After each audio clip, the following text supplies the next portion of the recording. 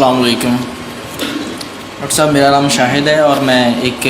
ادارے میں کیشیئر ہوں اور قرآن پاک کا بھی ایک چھوٹا سا طالب علم ہوں۔ میرا سوال یہ ہے کہ آج کل ہمارے ہاں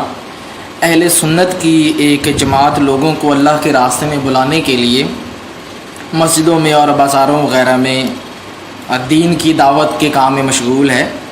لیکن ایک عجیب سی بات جو میرے علم میں بھی اور کچھ دوسرے افراد کے علم میں بھی مطلب کہ یہ ہے، اور وہ یہ اعتراض کرنے میں آئی ہے کہ اگرچہ وہ امر بالمعروف اور نہی عن المنکر کے زمرے میں کسی درجہ میں بھی کوشاں ہیں، مگر ان کا طریقہ کار جو ہے وہ سنت کے مطابق نہیں ہے۔ ہر نماز خصوصاً عصر کے بعد ان کی اپنی ایک کسی عالم دین کی ایک کتاب ہے، احادیث کی مستعار لی ہوئی کتاب ہے، اور رسول اللہ کے فرمان ہیں اس میں، مطلب کہ سارے کے سارے جو بھی مطلب کہ شامل ہیں ان کو پڑھتے اور پڑھاتے ہیں۔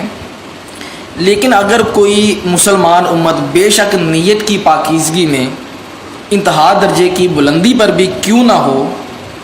لیکن جو چیز قرآن کی قوت تسخیر میں شامل ہے اس کو کسی دوسری کتاب کے اندر رکھ کر اس کے ذریعے سے لوگوں کو قائل کرنے کی کوشش کی جائے، تو کیا یہ درست ہوگا؟ اور اس کے معاملے میں نے دیکھنے میں آیا ہے کہ کافی لوگ بھی واقعتاً یہ ہے کہ واقعی وہاں پر آ جاتے ہیں، لیکن چونکہ اس میں بنیادی فنڈامنٹلز جو ہیں ان کو ڈسکس نہیں کیا جاتا، سود وغیرہ کو ڈسکس نہیں کیا جاتا ہے، دین کی اقامت کے سلسلے میں اس کو ڈسکس نہیں کیا جاتا ہے، صرف یہ کہا جاتا ہے جی کہ آپ مطلب کہ نماز پڑھ لو، روزہ رکھ لو، زکوٰۃ دے دو جی، یعنی کہ سب اپنا کہہ لیں کہ وہ ایک نعرہ کہتے ہیں کہ کافروں کو مطلب کہ مسلمان کر لو تو نہ رہے گا کفر، تو مطلب کہ سبھی ٹھیک ہو جائیں خود بخود۔ تو اس کے ذریعے سے کیا یہ جو چیز ہے کسی دوسری کتاب کے اندر رکھ کر، آپ نے بہت بات لمبی کر دی ہے اور اس کو سمجھنا تو کیا یہ جائز ہوگا؟ کیونکہ تمہید بغیر اصل میں وہ بات جو سمجھانا چاہتا ہوں، کہنا چاہتا ہوں، وہ مطلب کہ پوری نہیں ہو پائے گی جو کہ دیکھنے میں مطلب کہ آ رہی۔ بس میرا یہی سوال ہے کہ کسی کتاب کے ذریعے سے جو کہ قرآن پاک میں خوبی ہیں وہ سمجھنا وہ جائز ہے کہ نہیں؟ تشریف رکھیں۔ دیکھیے، اصل میں اگرچہ آپ نے اس جماعت کا نام نہیں لیا، لیکن میں سمجھتا ہوں کہ سبھی سمجھ گئے ہیں کہ یہ آپ تبلیغی جماعت کے بارے میں بات کر رہے ہیں۔ تو ہمارا ایک مستقل اصول یہ ہے کہ ہم جماعتوں پر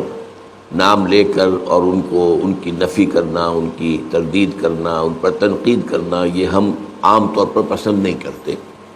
ہمارا کام یہ ہے کہ ہم اپنی جو مثبت دعوت ہے جس انداز میں وہ پیش کرتے ہیں۔ البتہ آپ نے جو باتیں کہی ہیں اس میں کچھ تھوڑے مغالطے ہیں۔ فی نفس ہی حدیث کا مطالعہ یہ بھی کوئی بری بات تو نہیں ہے، وہ اگر ایک اعتبار سے آپ کو بری لگ رہی ہے تو وہ یہ کہ چونکہ قرآن کی طرف ان کی وہ توجہ نہیں ہے، تو ایک نیگیٹو اسپیکٹ کے حوالے سے، ورنہ احادیث کا جو ہے مطالعہ جو ہے اس کو بیان کرنا، سننا، پڑھنا، یہ اپنی جگہ خود اس کے اندر نورانیت ہے، اس میں بھلائی ہے، اس میں فائدہ ہے۔ البتہ یہ ضرور ہے کہ اس کتاب میں ضعیف حدیثیں بھی بہت لے لی گئی ہیں، یہاں تک کہ موضوع احادیث بھی ہے۔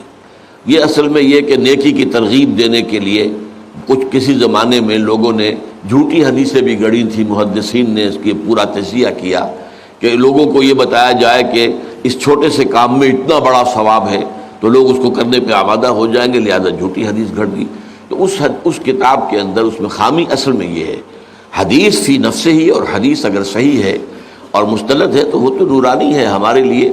البتہ اس کا کرنا تو اپنی جگہ پر صحیح ہے، لیکن اگر وہ قرآن کی جگہ لے لے تو یہ معاملہ غلط ہو جائے گا۔ تو یہ در حقیقت گر حفظ مراتب نہ کنی زندگی، سب سے پہلے قرآن ہونا چاہیے، اس کے بعد حدیث ہونی چاہیے۔ پہلی بات تو یہ ہے۔ دوسری بات یہ ہے کہ ان کے ہاں اصل میں وہ سارا زور جو آپ نے دیا ہے کہ جب سب ٹھیک ہو جائیں گے اسلام کا نظام آ جائے، یہ بات غلط ہے، اس کی ہم تردید کرتے ہیں کہ اگر صرف دعوت و تبلیغ سے اسلام قائم ہو سکتا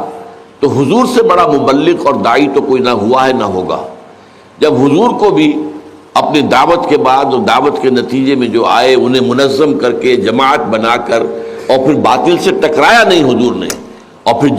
جنگوں کی نوبت نہیں آئی، اور جبکہ ان لوگوں کو بھی یقاتلون فی سبیل اللہ فیقتلون ویقتلون اس مرحلے سے نہیں گزرے، قتل کرتے بھی ہیں، قتل ہوتے بھی ہیں۔ غزوہ بدر میں 70 جو ہیں قرشی مارے گئے اور 14 صحابہ جو ہیں شہید ہوئے، غزوہ احد میں 70 جو ہیں صحابہ شہید ہو گئے۔ تو اس طریقے سے یہ تو ہوا ہے۔ لیکن اس کے بغیر اگر آپ سمجھیں اپنی جان دیے بغیر کہ آپ اسلام دنیا میں نافذ کر دیں گے تو وہ انہونی بات ہے. وہ بھی گویا کہ ایک اعتبار سے سیرت النبی کا صحیح مطالعہ نہیں ہے، اور اس سے در حقیقت اور اس میں بھی یہ ہے کہ وہ نہی عن المنکر کی بات نہیں کرتے ہیں، بلکہ صرف جو ہے فضائل کے حوالے سے، اس کتاب کا نام بھی یہی ہے فضائل، تو فضائل کے حوالے سے نیکی کی تلقین تو کرتے ہیں. لیکن ہم یہ کہتے ہیں کہ ٹھیک ہے، اگر کسی کی تلقین سے ایک بے نمازی نمازی بن جائے، روزہ نہ رکھنے والا روزہ رکھنے لگے، داڑھی شیو کرنے والا داڑھی، تو اچھی بات ہے، بری بات تو نہیں ہے. لیکن یہ ہے کہ اگر آپ دین کا پورا تصور پیش نہیں کریں گے تو پھر وہی ہے، اس منفی پہلو کی وجہ سے اس کے اندر کمی واقع ہو رہی ہے. ورنہ فی نفس ہی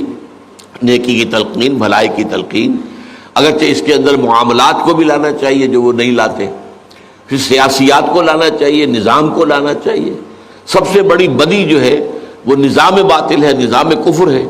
اس کی نفی ہونی چاہیے، اس کے خلاف جد و جہد ہونی چاہیے. تو یہ ہے وہ چیزیں کہ جو کچھ ان کے ہاں نہیں ہے،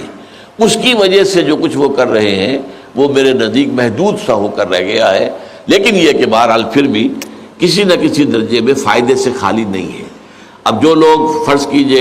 کہ ٹیلی ویژن پر بیٹھے رہے اور گھنٹوں لگا دیں، اب وہ اگر مسجدوں میں بیٹھتے ہیں اور وہاں پر جا کر جو ہے جو ذکر کرتے ہیں یا کچھ اور کرتے ہیں، رات کو مسجد میں سوتے ہیں اور صبح کو جو ہے تہجد کے وقت ہم جاگتے ہیں، تہجد پڑھتے ہیں، تو یہ کام بہرحال نیکی کے ہیں، اچھے ہیں. تو ہم ان کی اس طریقے سے مطلق جو ہے مخالفت اور تنقید نہیں کرتے.